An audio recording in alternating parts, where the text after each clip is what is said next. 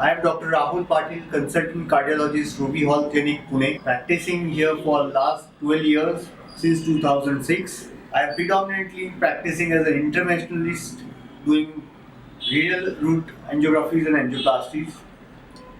But in last 10 years of my career, I have seen so many patients with resistant angina, not amenable for optimal medical therapy, revascularization. I was looking for some therapy for them which could be non-invasive and could relieve their symptoms. So today I have brought in front of you a new therapy called ESMR, which is extracorporeal shockwave myocardial revascularization. It's a scientific treatment for no-option patients requiring angioplasty or bypass surgery and who are not suitable patients. Before going to the presentation, I would like to highlight few cases in front of you. The first case is 78-year-old gentleman, diabetic, atrial myocardial infarction in 2015. Post-lysis, his ejection fraction is 28%, and he continues to have effort angina and breathlessness. His coronary angiography done 2 years back showed triple vessel disease, and he was advised bypass surgery. Now he is 80 years old and he is not willing for further conventional bypass surgery. The second case is 67-year diabetic female with effort breathlessness in 6 months. Her vitals are stable. There are few basal RALs with left ventricular third heart sound. ECG shows poor R wave progression. Echo shows dilated left ventricle with global hypokinesia and ejection fraction of 20%. Her kidney parameter shows that her urea is 62, creatinine is 2.1, and when we calculated her eGFR, it turned out to be less than 30. And she was advised angiography with high risk, saying that she may develop contrast-induced nephropathy. So she was reluctant to go for angiography. The third case, this patient is a 67-year hypertensive old gentleman, history of old inferior wall myocardial infarction. His old angiography 12 years back showed RC 100, LCX 80 and LAD 75%. And patient underwent bypass surgery with 3 grafts 12 years back, but continues to have effort angina for almost 1 year, which is progressively increasing.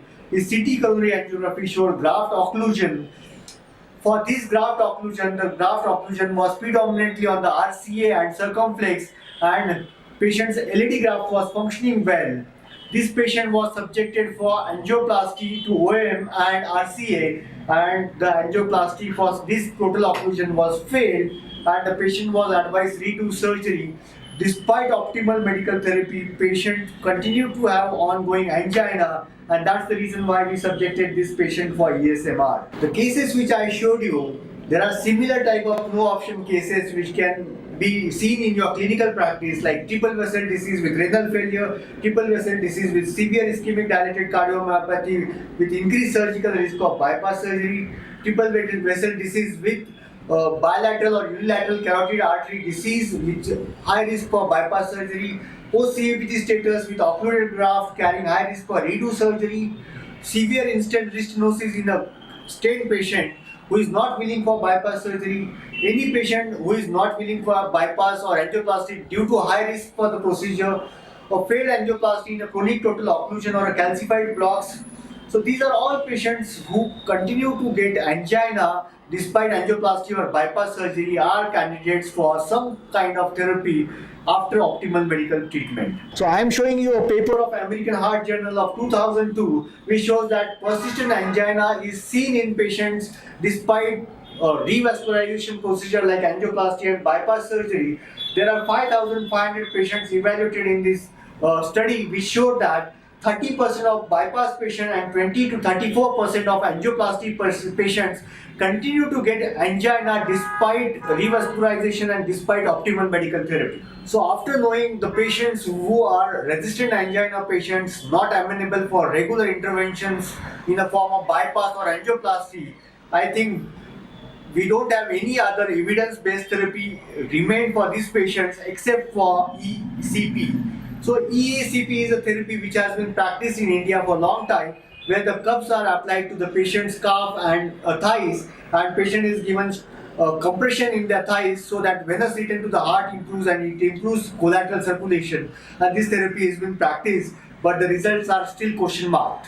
Now I am going to discuss with you new therapeutic option in managing ischemic heart disease, the role of ESMR in the treatment. Why ESMR? So occlusion of small coronary arteries other than major arteries like LAD, circumflex and RCA. There are small branches which are less than 2.5 millimeter in size, and these arteries are difficult to do bypass and angioplasty. So these are the arteries which can be culprit for giving angina. Then there are many small twigs and branches which remain untreated in angioplasty and bypass surgery.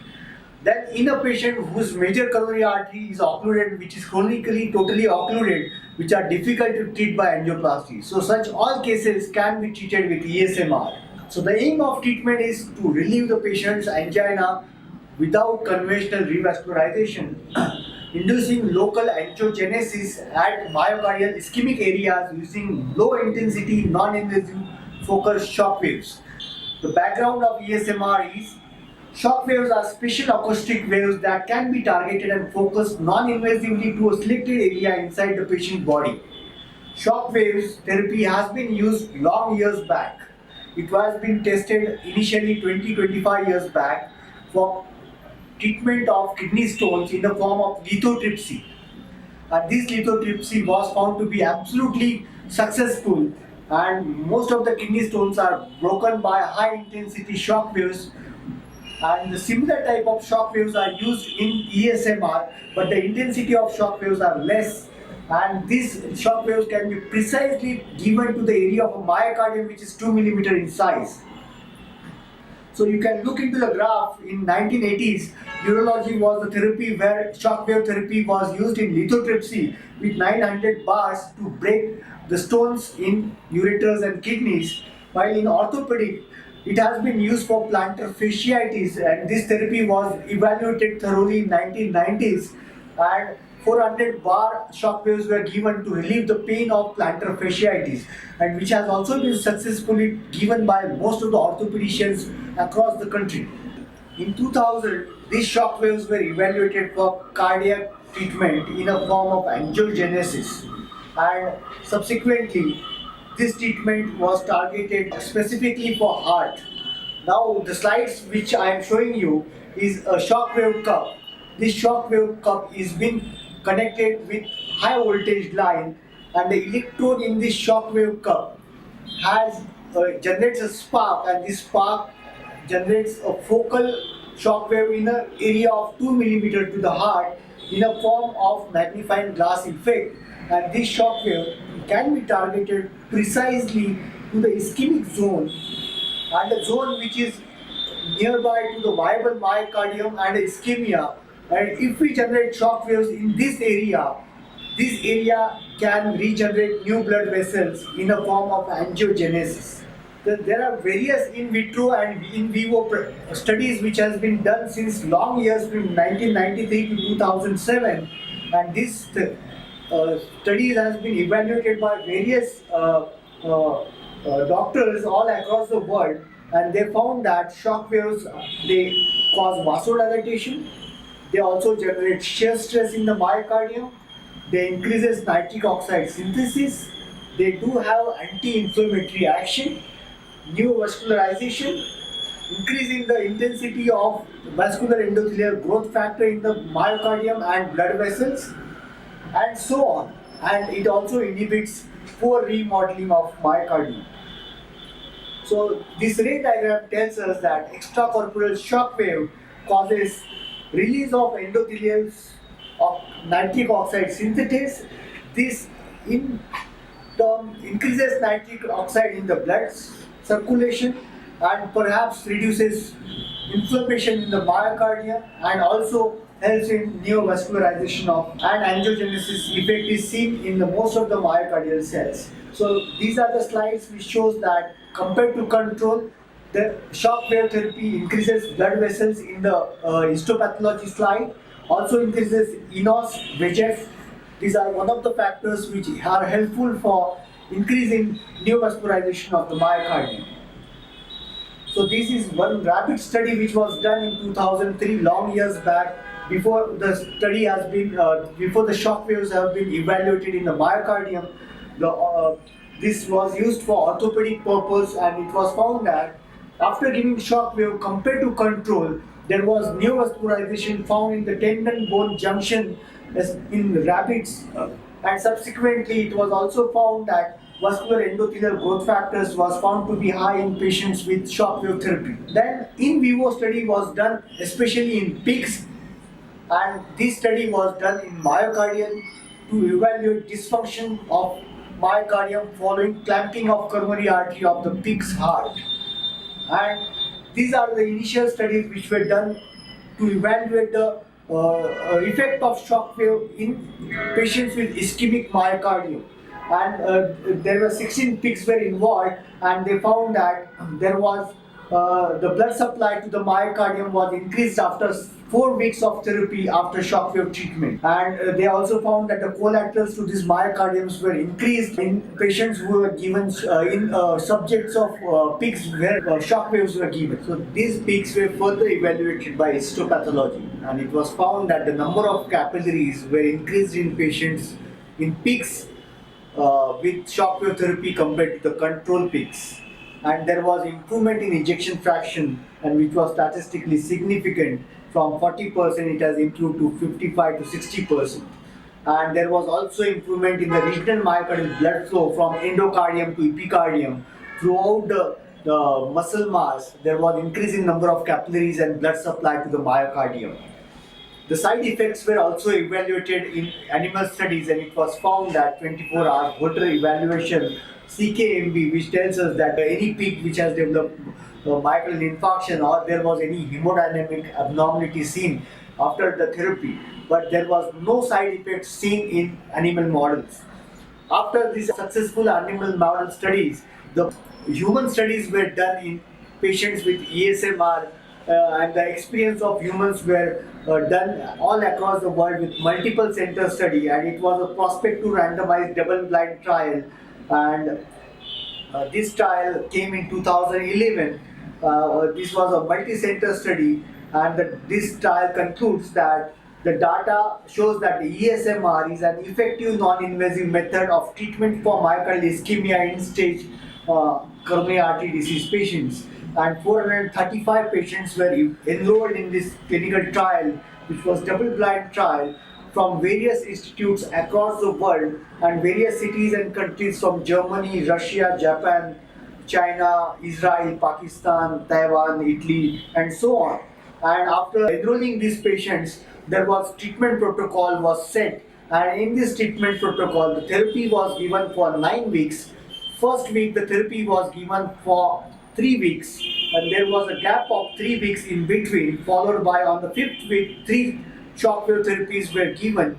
Subsequently, there was again a gap of 3 weeks, and then on 9th week, there were 3 shock wave therapies were given, and precisely the ischemic zone was determined through 2D echocardiography and color Doppler, and 500 to 1000 shocks were given to the ischemic zone.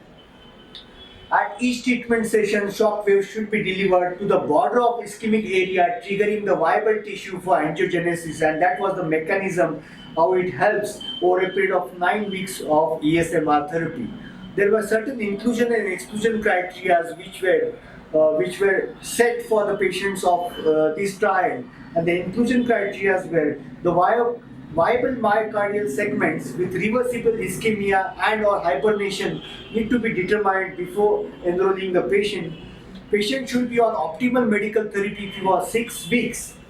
There should be absence of any acute clinical event for more than first month of enrollment. There should be optimum acoustic window for 2D echocardiography to visualize the heart.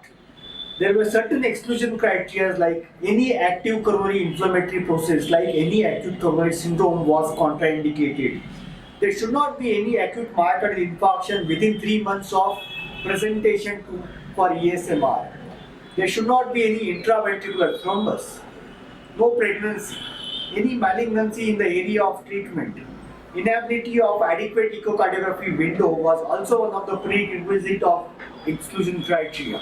Tissue analysis was done with stress echocardiography, Before enrolling the patients, it was confirmed by echocardiography whether the area of myocardium is normal, ischemic, viable or non-viable like necrosis or infarcted myocardium. And this was done in a form of assessment of a myocardium by stress echo, presence of hypokinesis, akinesis and dyskinesis on stress and normal echo tissue on rest suggests that the myocardium is ischemic. Akinesia on rest and hypokinesia or normal on stress suggests that it's a viable myocardium or a hibernating myocardium, or rest echo or stress echo showing akinesis and dyskinesis says that the myocardium is dead and necrotic. So such patients were excluded from the study. The subjects were further evaluated for the outcome, and the outcome was evaluated by 4 ways. The first was improvement in Canadian class of angina, and in this it was found that the mean improvement in anginal class was almost 35%, and few operators also found that the improvement was as great as 50% in the reduction of angina. There was increase in exercise tolerance capacity, and this was found to be almost 35% in most of the studies, and various operators on an average showed that the improvement was almost 35%. But 2 of the operators found that the improvement in their study was found to be 60% in improvement in exercise tolerance. The weekly sublingual nitrate intake was reduced by almost 80% by most of the studies, and the subjects found that they were relieved of angina and the requirement of sublingual nitroglycerin was reduced. The subjects were also evaluated for improvement in ejection fraction. This is something very subtle and very important in evaluation of a patient of coronary artery disease. Improvement in ejection fraction was found to be almost 11%. As you know that ejection fraction of a normal heart should be more than 55%. And every 10% decrease in ejection fraction reduces the class from mild to moderate and moderate to severe. Ejection fraction less than 40, less than 50, and in between 40 to 50 is mild LV dysfunction. 30 to 40 ejection fraction is moderate LV dysfunction, and any ejection fraction which is less than 30% is severe LV dysfunction. So if ESMR improves ejection fraction by average of 10 to 15%, you are definitely going one class above in improvement in ejection fraction from severe to moderate, moderate to mild, and mild to normal. There was also improvement in myocardial perfusion, and myocardial perfusion was studied with PET scan and SPECT scan, and it was found by most of the study investigators that the improvement in perfusion was almost 33 to 35%. So these were the clinical parameters which were researched in this clinical trial. One was angina pectoris class, second was myocardial perfusion by SPECT or PET scan, exercise tolerant capacity, and weekly nitrate intake. These are some of the SPECT scan reports of these patients which were evaluated in this clinical trial, and compared to pre and post 6 months, it was found that the symptom class has also improved, and the perfusion SPECT scan also shows that there is improvement in the perfusion of a myocardium. And similarly, the second case also shows that the infraposterior wall myocardial blood supply has improved after 6 months of therapy with the help of SPECT, and it has been thoroughly evaluated. So concluding the ESMR, it's a safe therapy. There are no arrhythmias, no cardiac enzyme rise, no tissue damage seen on MRI, no device-related side effects were reported. There was improvement in the parameters of the patients. The CCS class and NYHA class was improved. Exercise tolerance capacity was also improved. The anginal threshold at exercise was more. The myocardial perfusion shown on SPECT and PET scan was better. Local contractility was improved on stress echocardiography. The quality of life as per questionnaire was also shown to be improved. Describe you how this ESMR therapy has done in patients and what are the instruments required for doing this therapy. So the ESMR machine with a monitor and a 2D echocardiography is must for doing ESMR therapy. Here the patient is subjected without local anesthesia without any intra-cap on outpatient basis. Patient walks into the OPD, he lies on the table, and this natural repair mechanism is triggered with the help of this shock wave. These shock waves, if you go through a echocardiography, the shock wave is localized precisely to the area of a myocardium with the help of a scale which is given on a machine, and through the chest wall we measure the depth and width of the left ventricle, and we precisely focus this shock wave in the area as shown in this focal zone alignment with the help of echo probe and ESMR probe. There are a lot of successful installations of this ESMR worldwide. There are 60 medical centers worldwide with this therapy where this therapy has been available. It has been approved by European FDA, Australian FDA, South Asia, Singapore and Malaysian FDA, Canadian FDA and Japanese FDA. So this therapy has been approved as a no option patients where conventional therapy like angioplasty and bypass surgery has been rejected or very high risk for the patients. There are various training centers in Germany and Netherlands which train doctors for doing ESMR. Till now, there are 23 clinical trials past and current going on. There are 6 publications in peer-reviewed journals which are presented in International Cardiology Congress like ESC, APSC and 2010 and 2012. Now discussing on treatment procedure, coming to the highlights, the Medispec is safe, cost-effective and user-friendly system with proven results and efficient technology. Large focal zone, fast treatment time, total transmural coverage and optimal therapeutic effect. Unique system configuration, which is real-time treatment view. Precision of localizing system, high success rates and safety of treatment. Custom-made ultrasound configuration, and the shock waves are R-wave gated. The treatment requirements are equipment in the form of Medispec system, disposables, technical support, a trained staff in ESMR and proficient in echocardiography, sufficient number of patients, pre-treatment testing and patient agreement for the procedure of 9 weeks. The principles are low energy focused shock waves, focused and controlled by echocardiography, and they are ECG gated and triggered only with ECG. The protocol, as we discussed, they are for 9 shock wave therapy with the interval of 3 weeks, without anesthesia, without hospitalization on outpatient basis. There are a lot of benefits of ESMR as it is non-invasive. Just require an echocardiography and a cardiologist. Easy to use, fast treatment procedure in 30 minutes time, and we can comfortably do this therapy on outpatient basis.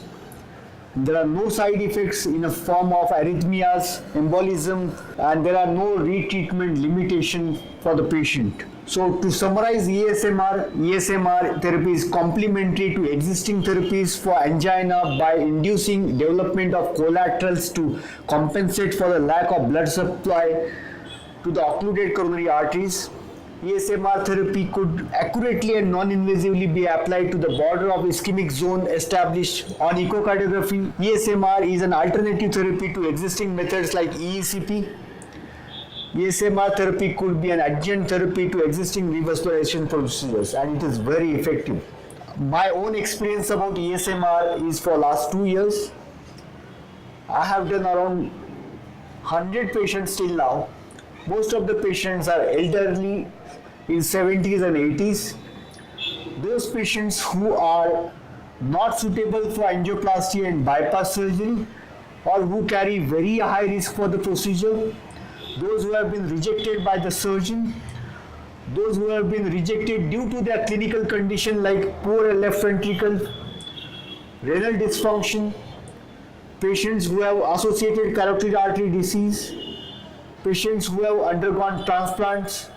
So these are all the patients who are no option patients for conventional therapy like angioplasty and bypass surgery. So these all patients were subjected and were pre-tested with their symptom class, their 6-minute walk test, their SPECT scan, which showed that the perfusion of a myocardium was poor in particular area. The ejection fraction was evaluated before subjecting them for ESMR, and my outcome of my more than 100 patient is phenomenal. There is most of the patients showed improvement in symptom class, decrease in requirement of nitrates, improvement in exercise tolerance. The SPECT scan post therapy also showed improvement in the perfusion of a myocardium, and there was phenomenal improvement in the quality of life of the patient. So I would recommend this therapy for patients who are not suitable for angioplasty and bypass surgery, or who are very high risk for the conventional therapy, and those patients, despite optimal medical treatment, continues to have angina, will definitely recover from this therapy. Now I will take you through some review of literature. Now there are various clinical trials which have been published in international journal. Now this paper is of extracorporeal shock wave therapy in severe coronary artery disease, unsuitable for PCI and CABG, a single center experience. Now talking about the conclusion of this study, says that ESMR is feasible and effective in patients with coronary artery disease, unsuitable for PCI. And most of these studies has been studied with SPECT scan. Now the second study is in European Heart Journal, and this study was published with the headline of ESMR, which reverses ischemic related left ventricular dysfunction and remodeling. And it has been assessed, molecular, cellular and functional assessment was done. It was found in the conclusion that ESMR therapy effectively reverses ischemia elicited LV dysfunction and remodeling through enhancing angiogenesis and attenuation of inflammation and oxidative stress. The third paper is again in European Heart Journal, a new treatment for patients with refractory angina, ESMR. Now this therapy, this paper evaluates 15 patients of severe symptomatic coronary artery disease, and the conclusion says that our data, even if it is preliminary and limited, documents a definite improvement in terms of perfusion, functional and clinical benefit in very difficult subset of patients. So let me tell you, these all patients are very high risk patients which has been evaluated, very resistant patient and thoroughly evaluated with SPECT scan. This is a paper of coronary artery disease journal in 2012 where ESMR has been evaluated in patients with symptoms with LV dysfunction and refractory angina, and this also therapy was evaluated with serial MRI imaging and showed improvement in the patient class. Again a similar paper in coronary artery disease. There is one paper in Heart Failure Journal in 2010 which shows the initial clinical experience of ESMR in treatment of ischemic heart failure. The conclusion of this paper says that there is significant improvement in patients with symptoms of heart failure, and there is improvement in ejection fraction of the patient, and which has been evaluated by stress and rest perfusion imaging. One more paper in Journal of American College of Cardiology which evaluated echocardiography guided ESMR therapy for refractory angina, which improves regional myocardial blood flow, and these papers thoroughly assess the patient with PET imaging. And the conclusion of this paper says that the 16 patients were evaluated which were the resistant angina patients, and the shockwave therapy improved symptoms in patients with chronic refractory angina. Regional improvement in myocardial blood flow was shown on PET imaging. Thank you very much. Now I will present you how to do a ESMR in a patient. Now this gentleman is a 66-year-old, 12 years bypass surgery in past, and have ongoing angina, and this angina is persistent and is unable to walk even for a short distance. His chest pain is on and off since 2-3 years. Recently he has been evaluated by coronary angiography, and it showed that there are two grafts which are occluded. The RCA and OM graft is occluded, and the patient was subjected for angioplasty to OM and RCA, which has chronic total occlusion. Both the angioplasties, especially on the OM, the angioplasty was failed and the patient was left alone with medical treatment, and despite optimal medical treatment, this patient continued to have angina. Now, this is the patient who becomes a no-option patient where lima to LED is functioning, but the small grafts of OM and RC are occluded, and despite this, there is no surgical chance or any other procedure which can help this patient to relieve angina. So, in this patient, we are doing ESMR and we are planning 9 sessions for him. Following instruments are required for ESMR. This is a ESMR machine which is ECG gated, fully computerized, which holds the echo probe, and the 2D echo machine is connected to this ESMR machine, and the echo probe is located over the chest wall and you directly gets the left ventricular frame on echocardiography, and we apply a ESMR probe. This is what we call as ESMR probe, and which has a capacity to deliver shock wave. After determining the area of ischemia, we give shock waves to the area which are adjacent to viable tissue. So in this case, we have determined several areas on the heart, and the shock waves are delivered to the particular left ventricular wall which is not getting adequate blood supply. Screen check.